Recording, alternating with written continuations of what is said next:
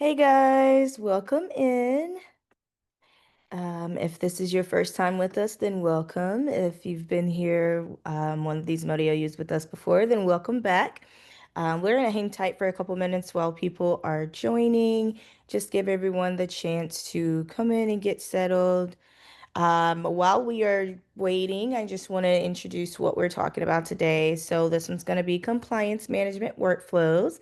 And today, our presenter is going to be no other than Brandon. So, he has some great stuff laid out for us today that we're going to take a look at. Before I go to the very next slide, I just want to say at the end of this one, we're going to do a survey, but it's going to be a live survey, different than the one that you guys usually do at Exit. This is the last Modio U of this quarter. So what that means is we want to know how we can plan for our future Modio U's. And that is exactly what this survey is for. We want to hear from you. This gives us an idea of what topics to bring moving forward and what you guys like and what we can improve. So if you could at the end stick around, it's just three questions. Um, and they are anonymous, so nobody's gonna, we won't know or anything like that. So three anonymous questions that we will review later and figure out what topics we need to do in the future for our Modio use. So definitely stick around.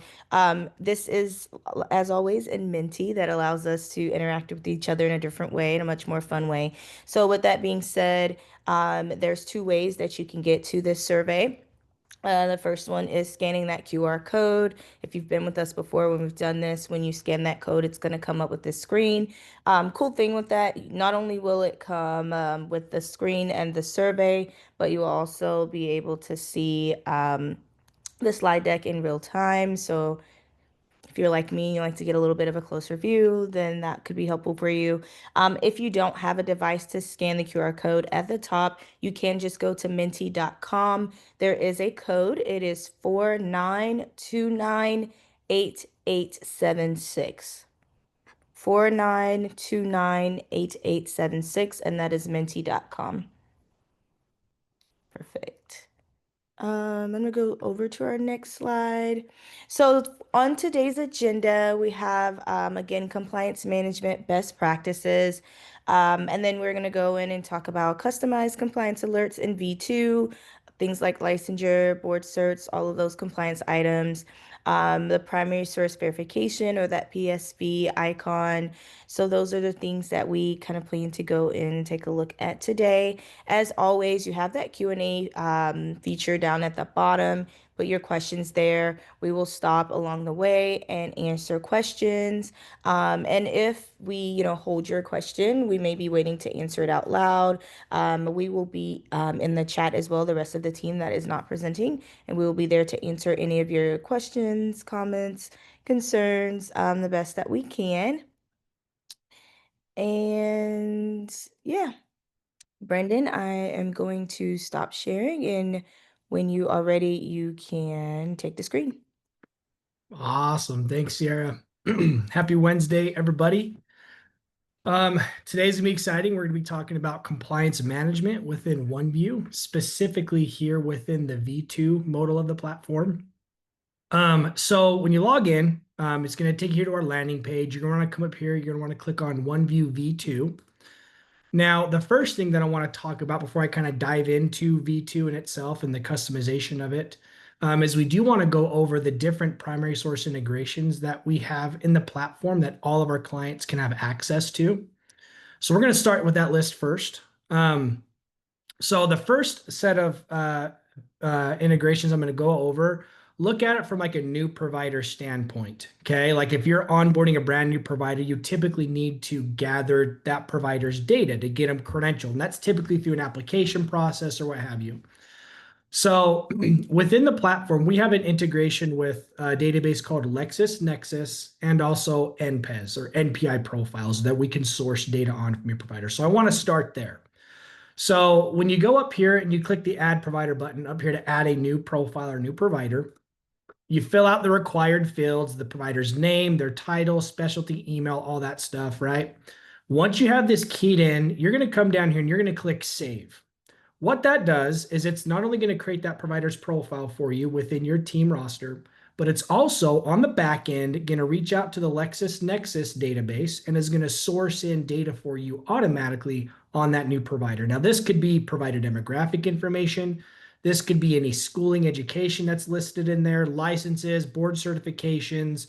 We want to get as much data as we can from this database so you can get that provider credential faster. So that's where you'll find the LexisNexis integration. It's always within this save button here. Now, once you've saved that profile and it's created, right, that new provider, the other area you want to go to, and we kind of talk about this with our new clients, is within V2, where you want to go is you want to go to the provider info tab right here. And it's going to take us over here to the provider info grid. And that new provider that you have created, you want to locate them and you want to right click on their name. So let's say Dr. Thomas Clifford is the guy that I just added. You right click on his name and this little window appears and you're going to click on their profile card. This is similar to the picture next to their name back on the Teams page. It's just now we're in V2. So you right click there, this window pops up. And here within that new provider is where you can start sourcing and verifying the data that we've been able to pull so far. So right here is the NPI integration, and there's the updater button for it right there. So you can click on this guy. We can pull in, license information, practice information, whatever's in the NPI profile, right? We also have an integration with OIG, or Office of Inspector General, for any exclusions for any government plans for this new provider to verify they have no exclusions. And then down here is where you'll find the licensing info. Now, if we had sourced in license information up into this point, it'll be listed here. And then you click on this updater button for it so it can primary source verify that license for you. So hopefully by running through these quick updaters right here, using that LexisNexis integration, we've been able to source 30, 40, maybe even 50% of the data you need on that provider to get them, credentialed. You haven't even sent them an application yet. So that's the idea. So those are some of the integrations that you'll find within the platform. Some additional ones that I want to go over as well is going through these different tabs here. So the next one is our SAM integration. So for I think it's systems of award, I think is what it's called, SAM, basically exclusions. So if you go to the actions and exclusions tab right here, it's going to take us, there's the OIG grid. So you can run the updater here for OIG for any of your providers. So that's the second area you can find OIG.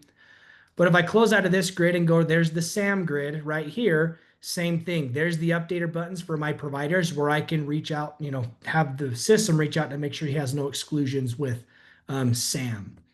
And one thing that's unique about SAM and OIG with our platform is both of these are run on a monthly basis automatically for all of your providers. It's ran every month, sometime around the 16th of each month.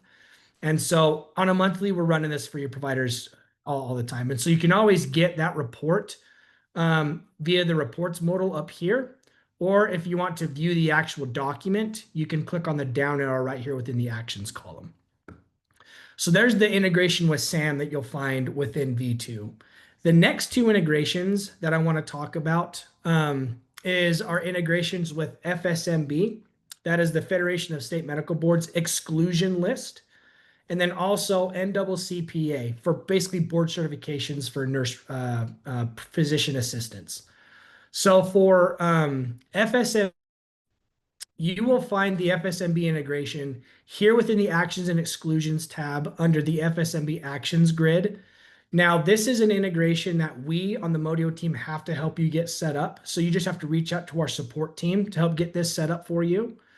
And then for NCCPA, board certifications for PAs, physician assistants, that'll be found in the certifications tab up here under the board certifications grid, where once it's set up, every one of your PAs will have the updater button next to it. So just like our other integrations where you can click on it and we can verify that cert for that provider for you within the platform. Now, both of those integrations need to be helped set up by our support team. And if you go to our support tab, right up here in the top right corner where all of our tip guides exist, let me scroll down. It's about a quarter of the way down to the page. It's under this section here, OneView integrations. There's the tip guide for the FSME exclusions integration. And then here's the one for the NCCPA right there. So you can review those tip guides. It goes step by step how we can get this set up for you, how it works.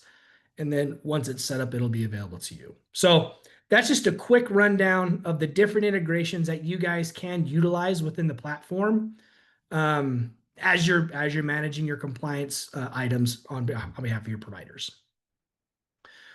So now that we went through the list, let me show you some things, how you can set up V2 to your liking to manage these alerts, these compliance items. Now, every one of our clients may have different, compliance items that they go through. So what I'm showing you here is like an overall, like this is what you can do within the platform. And then you just kind of pick and choose what would be important to you. So this is like an overall what you can do with OneView. So like we talk about in all of our V2 trainings, V2 is very customizable per coordinator account. So the way that I set up my V2 can be different from Sierra's to Johnny's to Danessa's to everybody here. You can set up almost like your own homepage. And the best way to do that is when you go up here to the top left corner, you want to click on your team name. In this case, it's Modio University for me. And a drop down will appear and you're going to click on grid settings. Now, this is going to take us to this page where now you can scroll through here and see all of the different grids that's available to you to enable or disable within V2. Again, according to your coordinator account. So I've already set mine up, but I'll just go through a rundown to show you. So I'm somebody on team that deals a lot with licensure. So I've set up my licensures to be the very first thing that appears for me. And I've enabled all three of these. The next thing, as I put down work experience, where I can view practice and employer and facility affiliations. You can always move these around if you want to reorder them how they appear when you're actually working in V2. This is just my setup. Now, I've disabled peer references, work history, and military experience because I don't deal with any of those things on my team. So I almost want to declutter this section, if you will. So I just view the items that I care about. Scrolling down here to actions and exclusions. Here's what I have enabled. I've disabled event logs. I'm not dealing with any red flags from my providers. I don't need to manage that. Now, by default, if you're newer to V2, I believe SAM and FSMB actions are automatically disabled. So if you want to turn them on, you have to come here to enable them. So just wanted to call that out. Next compliance item that I deal with would be certifications, board certifications, any other certs they have, PALS, ACLS, BLS, those things, malpractice insurance, and then of course any documents that are expiring, such as a COI or a copy of a driver's license or whatever the document is that I need to manage for expirables. And then of course, lastly, CAQH. Let me enable that one. This is where you can keep track of the reattestations you have to do for ProView for all of your providers to keep their accounts, reattested and up to date for these payers. So that's our grid settings. Again, if you haven't done this yet, come to this page and set up exactly what you want to view within V2. So that way you can come in here and view everything from a glance. You don't need to set anything else up moving forward. So once you've gone through and you have this set up, you have it how you want it. You just come up here, you click on the back arrow, and it's going to take us back. And now I have my V2 set up in the right order that it needs to be in, going across these different tabs. So that's at like a grid at a tab level, if you will, section level. But now what I also want to do is I want to go through each grid to set up the alerts that I want to manage within each grid. So every grid, you have the ability to move columns around, right? So I can, come over here and I can put expires within all the way over here, expiration date all the way over here, right? So this is for my state license grid. Well, you can move columns around. Also, in addition to that, in the top right corner of that particular grid, there is a little three dots icon known as an ellipsis. When you click on this guy, a drop down is going to appear. And here's where you can actually set up filters that saves. So it's always saved that way whenever you go to that grid. But then down here as well is where you'll see where you can update your alert intervals when you want to be alerted when a license is going to expire. Right now, it's set at 60 days. And I believe for everybody that's new on V2 that has never touched this, it's defaulted at 60 days. Well, for me personally, I want to know 30 days out if there's any licenses expiring. So I'm going to select 30 days. Now this grid is set up for me to say, hey, here's the licenses expiring within 30 days. Now, initially, it's not showing me that. What you have to do is you go up here to the top right corner, and there's a couple icons you can click on up here. The one that says one expiring is the one license that's expiring within that time frame. So if I click that, there's the license right there that's going to be expiring within 30 days when I specified that I wanted that to be. So that's where you'll be able to see your alerts is by clicking on this icon right here. If I was to change this back to, let's say, 120 days, it's going to capture more items. So check this out. It's at 1 right now. When I go to 120, now there's 6. And so whenever you make this, whenever you set up this settings, it locks it in where it's that's it. So every time you log out, log back in, it's always that set at that interval. So there's my state licenses, that's set up. DEAs, this is the same thing. I can move my columns around to set up to where I need them to be. I can go to my 3 dots icon for this grid. I can change it to 30 days again. It's going to give me any hits. Same thing with controlled substance licenses. I can come in here, click the 3 dots icon, go through, and I can set up 30 days there as well. And so this is related to licensure, state licenses, DEA, CSLs. Now everything is set up. When I log into V2, this is where I'll see my alerts for any of my licenses. So that's the licensure section. Next is work experience. Those of you who are managing keeping your providers credentialed at locations or are reappointed at their facilities for hospital privileging, this is also where you can set up your alerts on when providers might be due for recredentialing or reappointment, whatever terminology you want to use. So again, I'm in the practice and employer section or this grid. I'm going to come up here in the top right corner, click on the 3 dots icon. My drop down appears. Right now it's set at 60 days. Let's change it to 30, keep it consistent across the board. Boom, now I have 0 expiring. How this works though, just so everybody understands, let me bump this to get more results. What did I change this to, 120? What it does is you have the expires within, right now this one's filtered down to 330, but it's looking at the reappointment. I believe this is the start date field.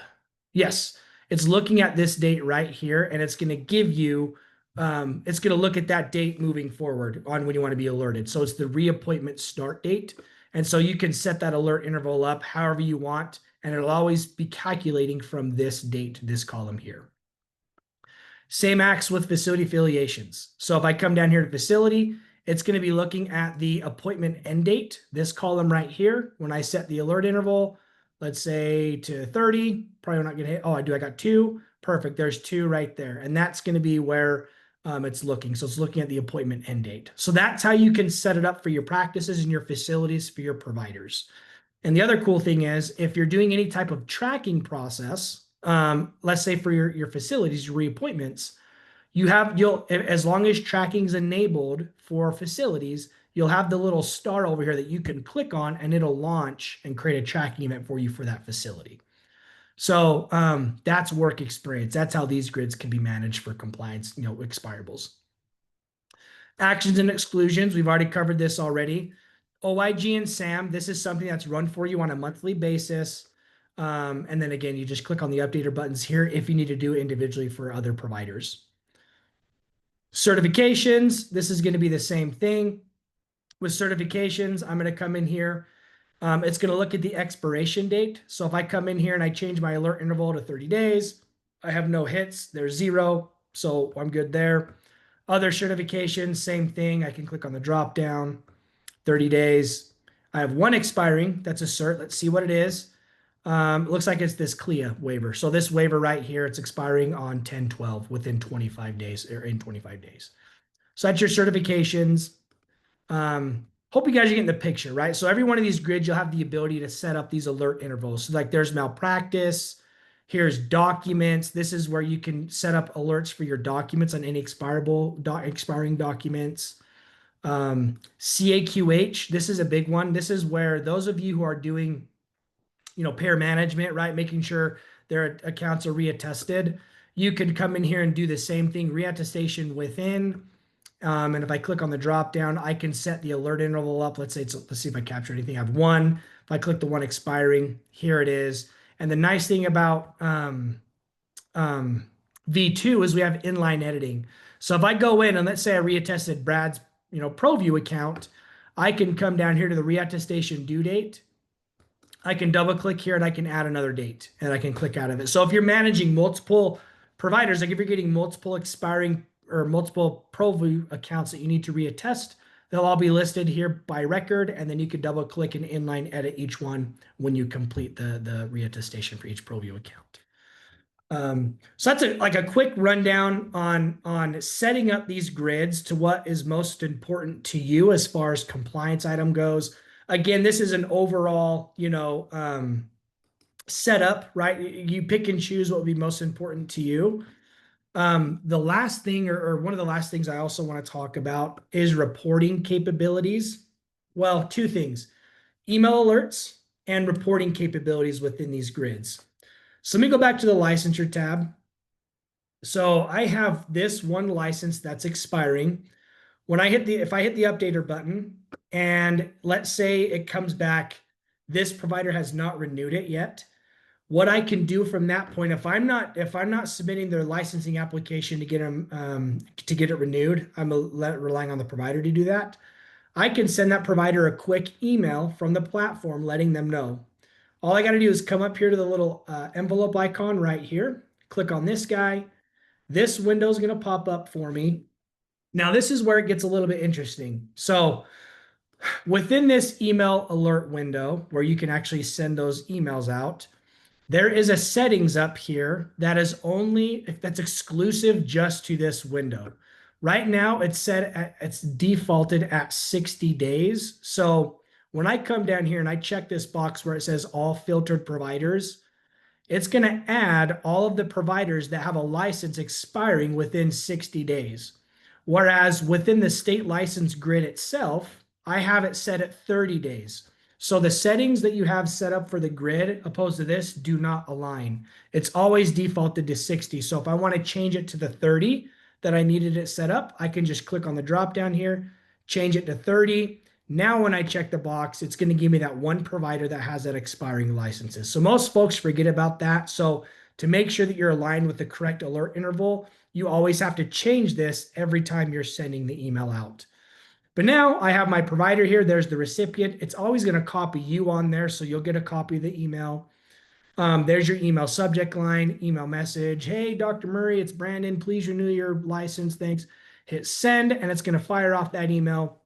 It actually is generated from a Modio email domain from the platform. But in the email itself, it says this message was sent on behalf of Brandon Holmes with my email, so they know exactly where it's coming from.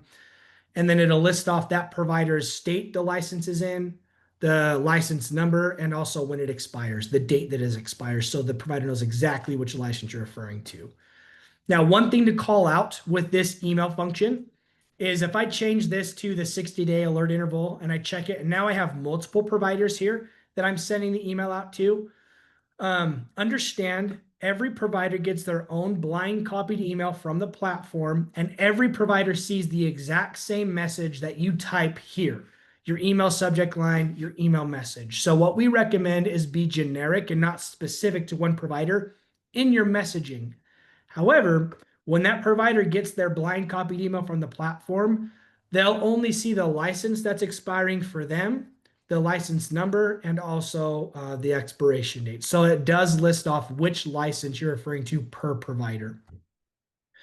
So that's how the email functioning works, with the alert interval, the settings there, and also adding multiple providers to keep it generic and not specific. The other thing to call out, because this does confuse some of our clients as well, when you receive the copy of the email, because you're a full access coordinator, you will see all of the licenses, all of the details for every provider you add here as a recipient. Only you will see that because you're a full access coordinator, whereas the provider only sees the license that you're referring to that's expiring and nobody else's. So that's email functioning tool. That's how you can do that. Essentially, whenever you see this little envelope icon within a grid, that is where you know you can send an email. I say that because not every grid has that functionality attached to it. So it's only there when you see it. Um, it is on DEA and CSL. You're just not seeing it here because there's no records. There's nothing expiring within that time frame. But when there is, it'll appear for you there. But that's how you can send out alert emails on any compliance items for your providers, whether it's a license, a certification, a document, whatever it is, you'll be able to do that. Now, when it comes to reporting, if you need to report this out to a manager or a colleague or somebody, you absolutely can do this. Let me show you that. So I'm going to change the alert interval here and I'm going to bump it to 180 because I want to capture as many results as I can to show you how this works. So I've changed this to 180 days. I now have 7 licenses that are expiring within that time frame. I've organized how I want these columns to appear so they're in the right order. Now I need to report this out to somebody, whether it's a practice manager, whoever the case may be. When I come over here to the top right corner and I click on the little 3 dots icon again, where you can change your alert intervals, you can use these filters.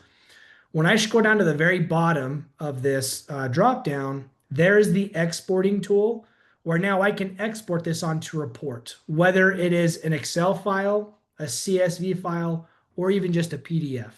So whatever type you choose, it's going to export this grid exactly how you have it filtered down, exactly how you set it up. And here it is. This is the one that I just exported. This is an Excel file. And so now here it is available to me where if I expand this, here's all the licenses that I've added, or excuse me, that I filtered down to that grid and the columns in the right order they need to be in. And so once you initially set these grids up, however you need them to be, that you only have to do that once. You don't need to do it again because then you can just use those filters again and export the reports out whenever needed, whenever the time comes. That's kind of managing your compliance items within V2. I know some of you might be used to using, back on the Teams page, the compliance report that's there.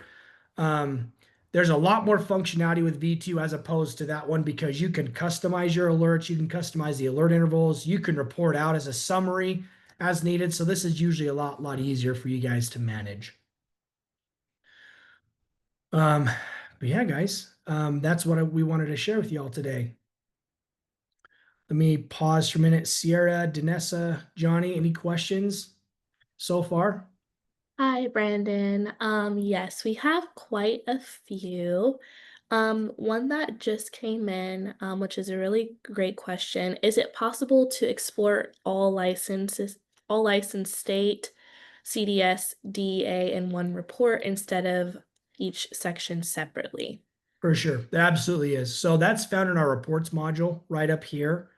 So to show you, so you click on the reports module, it's going to open up this tab for you. And this is where you'll see all of the Modio standard reports that you're used to seeing in the dropdown back on the Teams page. And it's this licensure report right here, where in one report, it gives you all of your licenses as a side-by-side, your state, DEAs, and CSLs. So that's where you'd find that. Thank you, Brandon. Yep. I have 2 as well.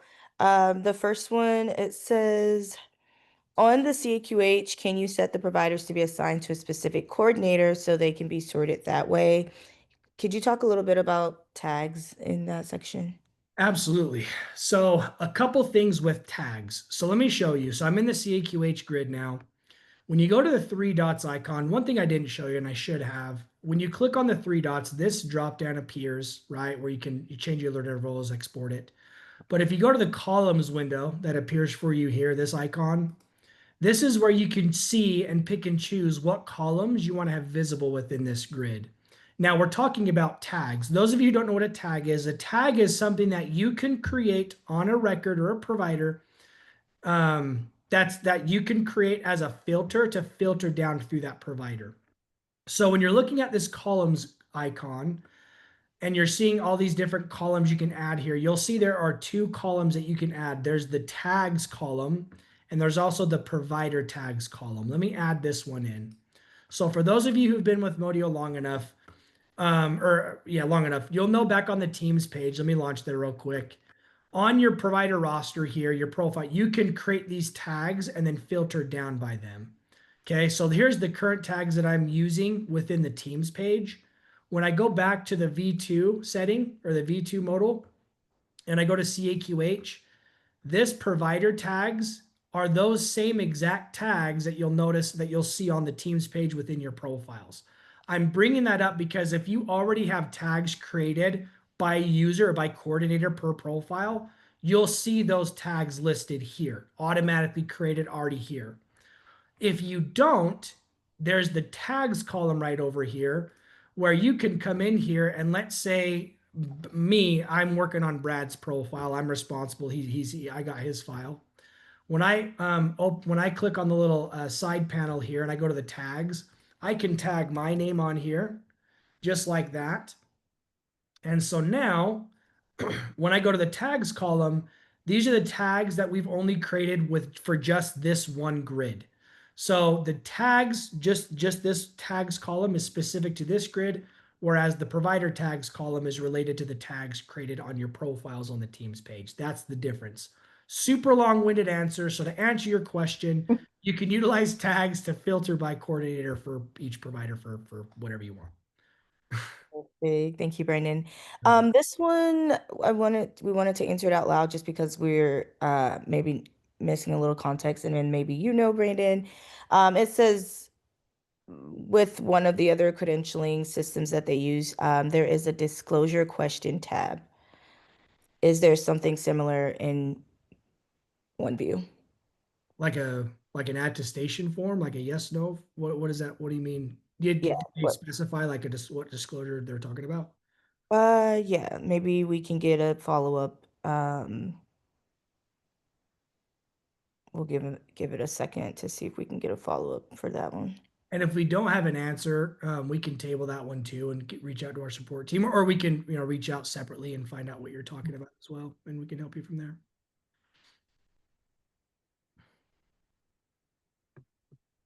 Okay, we'll give it a second. If it pops up, I will let you know.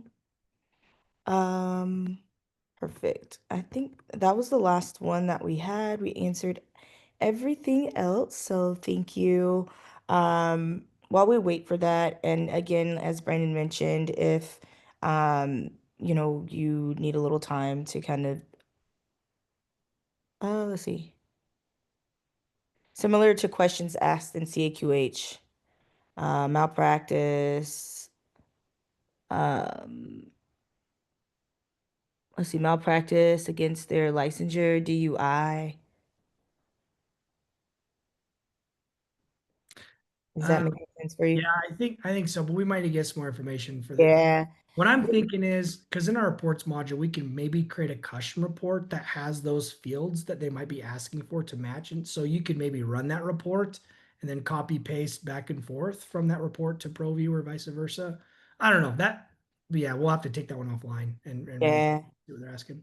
Yeah, definitely send that and the details of whatever question or the remainder of that question over to support@modahealth.com.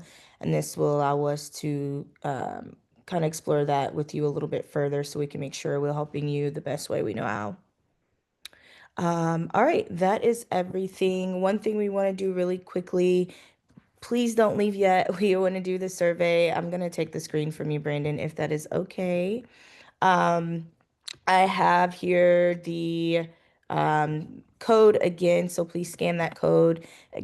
Again, the meaning of this survey is going to let us know what you guys want to learn from us in the future, what types of Modio use, what things do you want to see brought to the Modio use, if there are any things, changes that you would like to implement. So scan that code. It's a quick, anonymous 3-question survey. And again, this will help us because this is the last Modio U of this quarter. And then we go in and do our planning. So we would like to hear from you guys so we can know how we can best bring you the materials that you are interested in. All right, we'll wait about another moment. It looks like people are starting to join. If you don't have a device to scan that QR code, you can go to menti.com and there is a code. It is 49298876. That will get you the same thing that you get when you scan that code.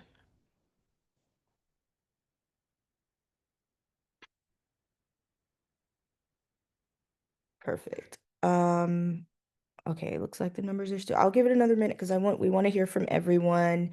We want you to have the opportunity to give your input on how we can best help you as we bring forth these Modio U's. So definitely, if you have just 1 minute to take the survey, we would appreciate it.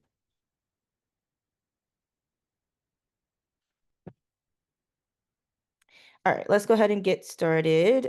So the first question, okay, so how helpful was the content presented in today's Modio U in addressing your needs for compliance? You can go ahead and put your answers again. They are anonymous.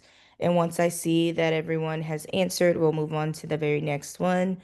Um,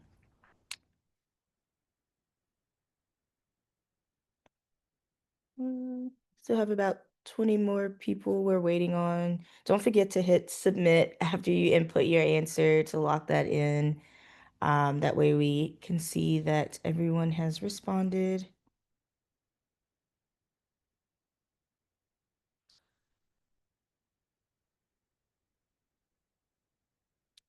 Still waiting on just a few more people. We'll give it another moment. And I do believe each question will let you give more than one answer. So if you need to, feel free.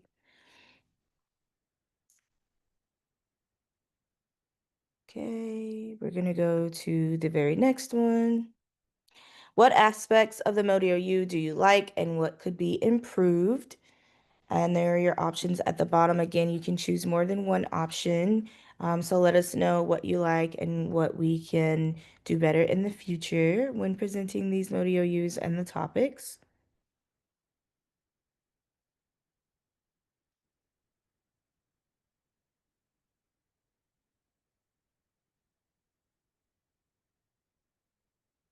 And the closer we get to that larger number there, we'll move on to the very last. We only have one more.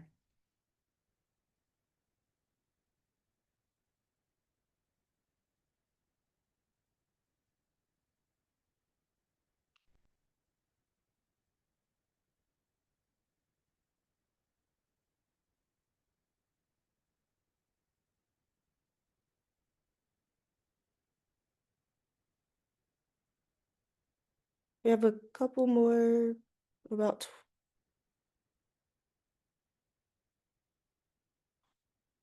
about 15 more people. We'll give it about 5 more seconds and then we'll move on to the last one.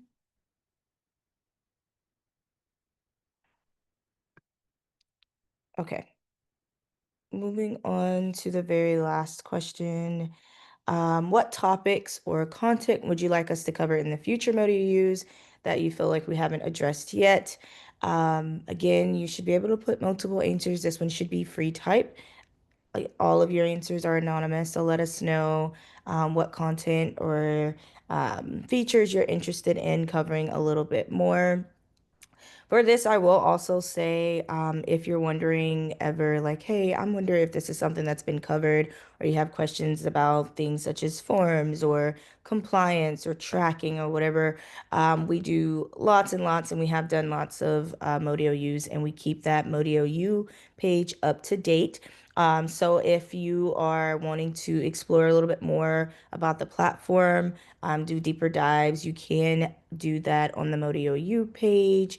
All of the Modio U's that we do are recorded and then afterwards they are added to that page. So there may be some that you've missed in the past that may cover some of the topics that you are interested in. Um, so definitely explore all of those options as well. And then sometimes just because it's not a Modio U doesn't mean we don't create a video and add it to that Modio U page. So always be checking there for any updated videos. We'll wait a few moments more for a couple more responses with this one, and then we will end our time for today. As always, we want to thank you guys for joining us. Your participation is important to us, and we appreciate it.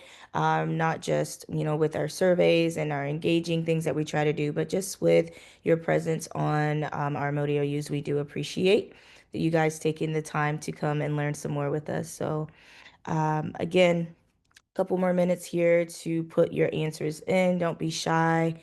put in as many as you feel like you need to put in, and we will review all of this a little bit later.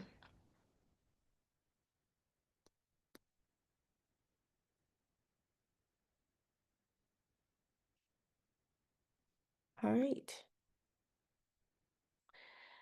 Always, again, feel free to visit our support page as well. There you can find ways to reach out to our support team, as well as those tip guides, another great resource. Those are also maintained and always up to date. So if there are some other things that you want to learn, those guides are another resource. But until we meet again, this is all we have for today. Thank you guys for joining us, and we'll see you next time.